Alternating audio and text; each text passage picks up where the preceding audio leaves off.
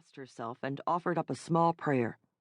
Please, dear Lord, grant this miracle I ask of you, not for myself, but for Philippe. Daniel must reach here safely so he can take Philippe to America, to his mother and father. Chapter 1.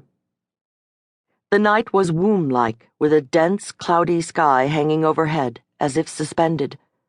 Threatening, low-rolling thunder grumbled from its midst, setting Daniel Bishop's teeth on edge. All day he'd been jittery as he ambled aimlessly around his luxurious Fire Island summer home. He knew the condition of his nerves had nothing to do with the impending summer storm. His less-than-happy marriage was part of it, but not the only reason for his restlessness. There was something more, something lurking just out of reach, something intangible. His sixth sense issuing a dull warning. For as far back as he could remember, he'd had these feelings of foreboding, the inexplicable conviction that something was going to happen. These were free-floating, anxious feelings, ominous and hungry, as though wanting to be fed. Fed with... what was it this time? Daniel opened the sliding doors impatiently. Although he could hear the ocean slapping rhythmically just a few yards away, the heat of the night was oppressive. His shirt clung to him, and everything he touched was damp. Maybe the heat had something to do with his feelings. He watched as if in a trance as lightning skittered across the sky. An appropriate end to a boring 4th of July, he thought morosely. He was so keyed up right now he was capable of creating his own fireworks. Regine had cajoled him into coming to their summer place, insisting they both needed to get away from the bustle of Washington, D.C. Everyone leaves the city, darling.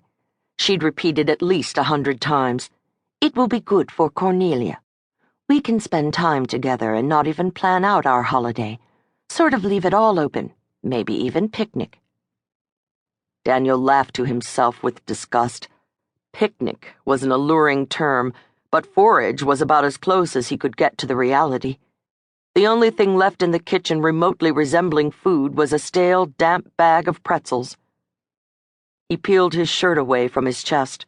When he let go, it restuck itself to his skin with perverse tenacity. Maybe he should go for a swim. Out of the corner of his eye, he caught sight of another split-second bolt of lightning racing down into the Atlantic. No, swimming is not an option, he told himself. A drink, then. Alcohol was the one thing they always had plenty of. He'd never been more than a social drinker, preferring to keep his wits about him. He supposed it was the lawyer in him. They were so different, he and Regine. Like night and day, Reuben would say, and Reuben should know. Not only had they been best friends forever, but Reuben was married to someone just like Regine. Reuben, always the voice of authority and experience. Perhaps he should have paid more attention when Reuben had advised against his marrying Regine, but then Reuben had ignored him when he'd issued the same advice about B.B. Rosen. A pity neither of them had corrected their mistakes early.